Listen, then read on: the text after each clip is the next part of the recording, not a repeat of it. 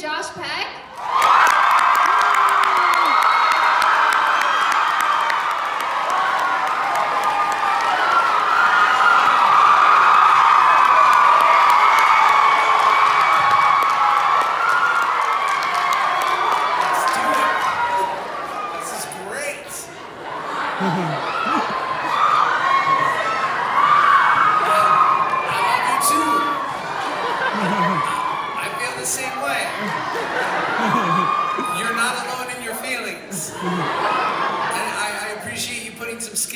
Saying it first. And that makes me feel safe and appreciated.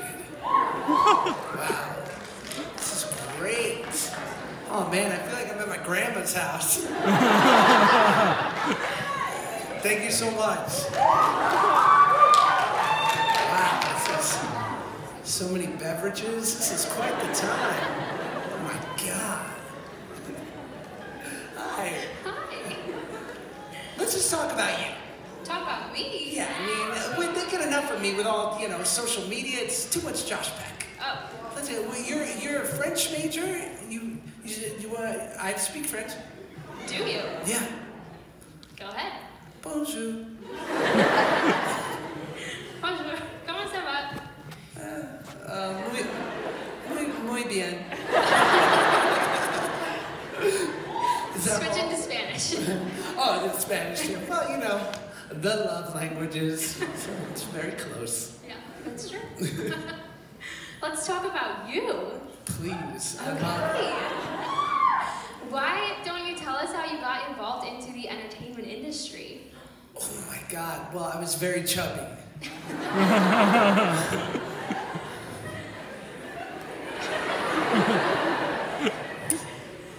I was a bigger boy. I was hefty. I was thicker than most. I was blessed with some good size. And yeah, well, you know, people always say, like, how'd you get into comedy? And I'm like, well, I was a chubby boy. And it was like, I couldn't, you know, you never want to be the sad chubby kid, you know? You don't want to walk around and be like, what's life all about? I'm starving. and so I started using comedy as like a defense mechanism, a way to like make fun of people before they would make fun of me, and to endear myself. And my mom is super funny and a natural character, so around our house, like, comedy was such of such value. And it just kind of worked well for me, and all of a sudden I had the skill set that gave me confidence, because let's be honest, it wasn't going to be Little League. I like team sports because of the Capri Sun and the orange slices. I was like, why are you guys so sweaty? Just, the oranges are right here. Play your game. Equipment manager. But yeah, so that was kind of my, sort of my base. And I remember, you know, sort of the first big moment for me was I was 12 years old. I was going to Performing Arts High School in New York. And I would always audition for different stuff on Nickelodeon, because the dream for me, and I don't know if you guys remember this show, but was to be on a show called All That. And if you don't know, it was like SNL for kids, and it was just like the dopest shit in the world. And I wanted that shit so bad, but they did not want chubby Josh Peck. And I never got it. And so I remember I got this movie for Nickelodeon called Snow Day, which was like my first thing. And I'm in Canada making this movie, and the president of Nickelodeon kind of took a shine to me. They were like, who's this chubby kid talking all this shit? And my mom, God bless her, being like the great Jewish mother that she is, was like, yo, talk to him. Like, tell him you want to be on All That. So I did, and I'll never forget the moment. 9 months later, the movie comes out, and the president calls me, and he's like, listen, I want you to know that the movie's a hit, and I'm moving your mom and you out to California to be on the Amanda Show. And, so, did you get to be on All That? No, I didn't get to be anywhere near All That. They did not want what I had to offer.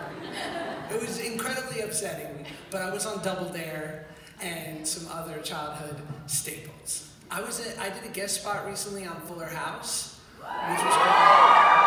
I know. That shit's fucked up, because you walk on that set and you're like, no, this feels different. And then like they got annoyed at me quick because like Bob Saget and Stamos and Dave Coulier, like all the uncles are hanging out. I'm like, if you guys are here, who's watching Michelle? So they're like, that's cool, you're fired. But it was dope. Yeah, that was, you know, I got to do that because I did this I did this show a couple years ago called Grandfathered with John Stamos, and thank you so much. A few people saw it. That show is very canceled, but it was very fun to do.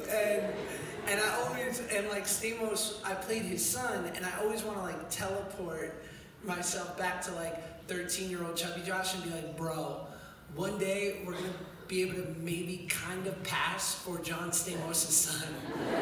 Like, shit is gonna work out. And Chubby Josh, of course, would be like, what the fuck? Leave me alone. I'm trying to have a snack.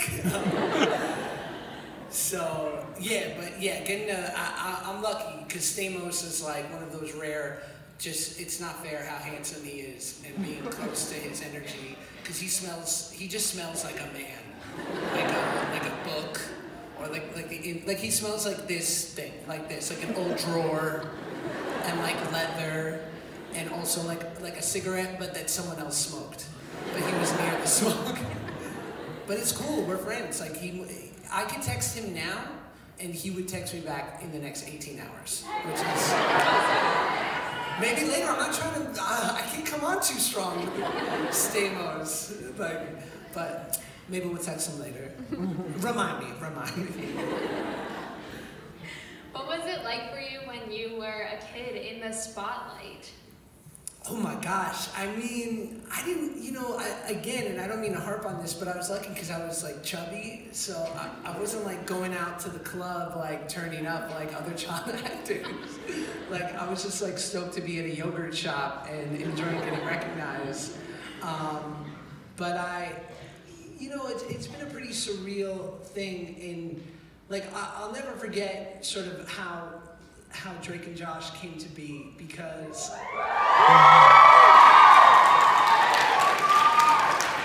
oh, you know that show?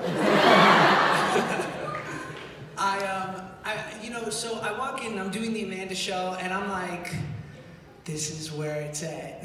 This is where I make sense. And I remember like Amanda being there, and Drake and Nancy, who played our mom on Drake and Josh, they're there. And they were like, who is this weird kid with the high voice? And I was like, your new best friend. Like, trust me, I'm incredible. Like, we're really gonna get along. And I remember like it took me a while to like endear myself to them.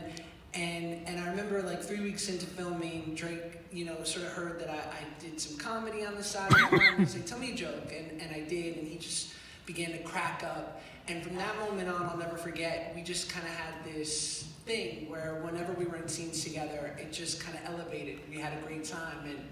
And I'll never forget that Nickelodeon wanted the guy who created Amanda Show and Drake and Josh and Keenan and Kel and all these shows. They were like, yo, we really want like another buddy comedy like Keenan and Kel.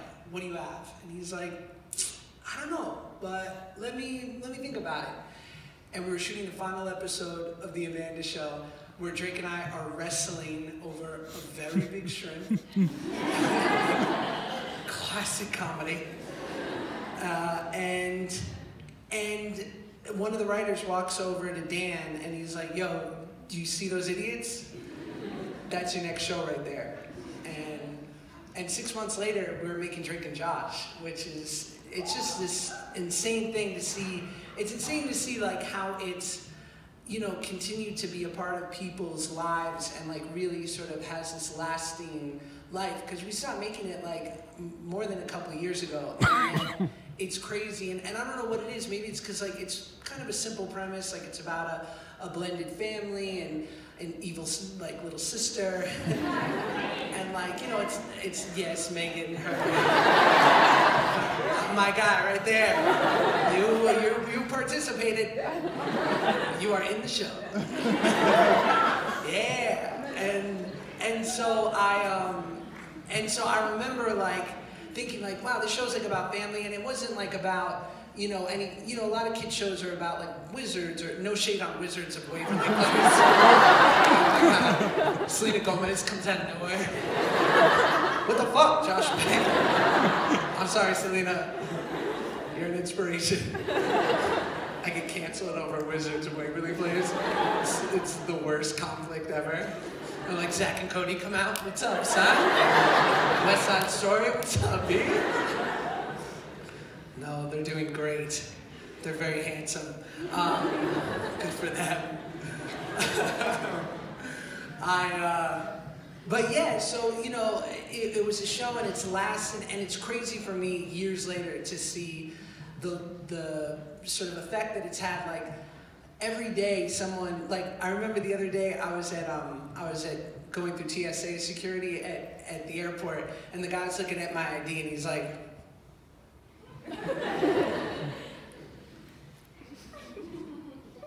You good?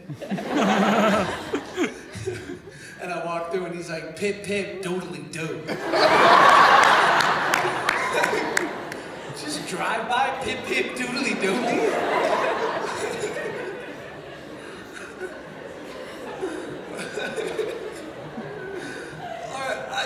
Another thing happened to me at the airport, because weird shit happens to me at the airport. My bag was getting searched because I'm shady, and this guy's looking through my stuff, and he's like, yo, your sister, she got tricks.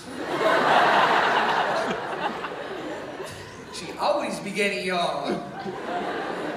You gotta figure her out. But don't worry, one day, y'all are gonna get her back. Go ahead, Josh Nichols.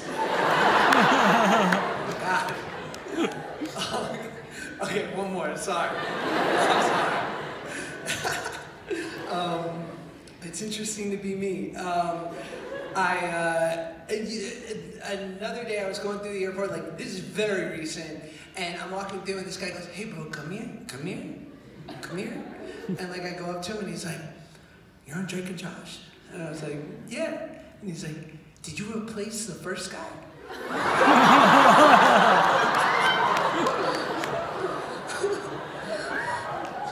I was like, kinda? I kind of lost the weight of a human, or just like a small deer. Thank you. Yeah. He's like, okay. Like I literally was like, no, it was the same guy. I just saw somebody. He's like, are you sure?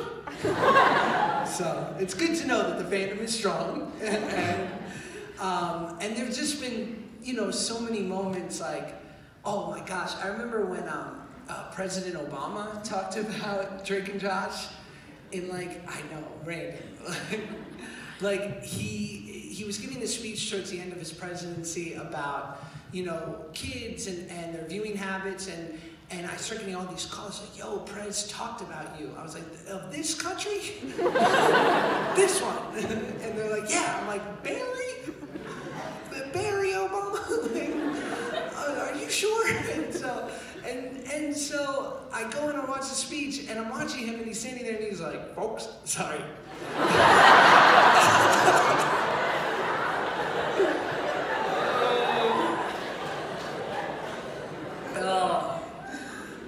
Couple too many at the warehouse before I got here.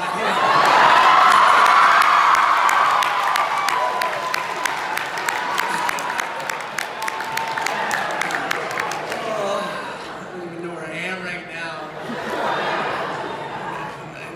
I need a sandwich from the fucking cookout immediately.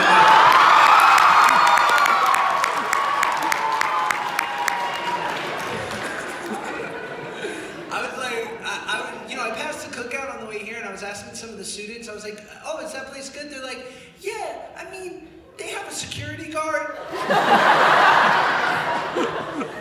But it's just because, like, a a lot of us go there. I was like, okay, y'all get crazy. I love that. But so President Obama's there, and he's like, folks, Michelle, vote for Joe.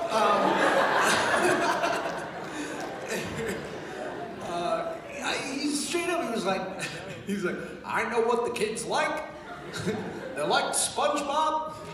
They like Josh and Drake. And I was like, he said my name first. He said my name first.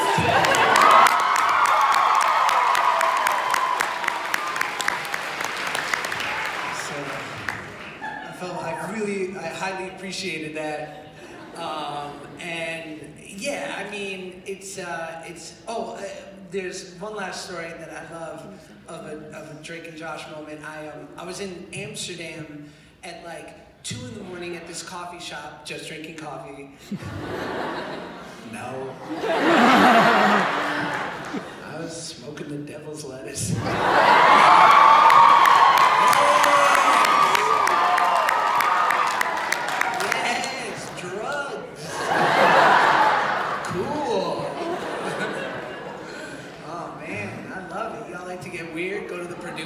See what's up? You haven't lived, you got drunk at the Purdue factory. There's just chickens everywhere. So many chicken thighs.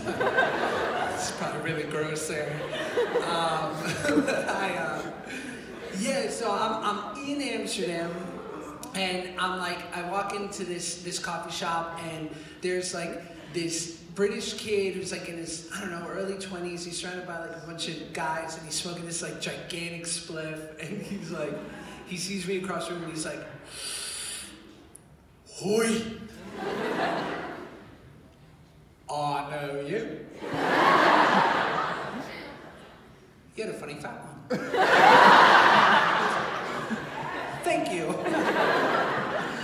I lost 80 pounds, but that's fine. So, yeah, I mean, there've just been so many moments in which to have seen kind of like the staying power of the show and how it's affected people. And for me, and I think like the temptation is for a lot of people that come up on like kids shows in that way to like kind of run away from it. But I don't know, I've always embraced it. And also my friend David Dobrik won't let me forget it.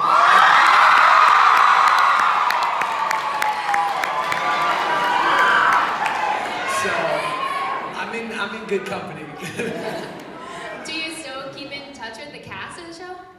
Yeah, I mean, I always feel bad kind of like when people ask, like, because I feel like you want to believe that when you turn your television off at the end of the show that the characters we just stay there. And we're like, I'm working at the premiere. I'm married to Mindy. And perhaps in another life, you never know. I'm married now, not to Mindy. I'm sorry to break the hearts of America, but if she ever leaves me, I guess I'll give Mindy a call. That would be so weird. Has that ever happened? Where characters that are couples on a show actually get married? Which one? That 70s show. I can't hear a That 70s show. That 70s show? Yeah, Mila Kunis. Oh yeah! It's good. They're a very attractive couple. Oh man, I would like to look like Ashton Kutcher for 3 days. Maybe 2.5. I would just walk around without a shirt on. I would go to Applebee's without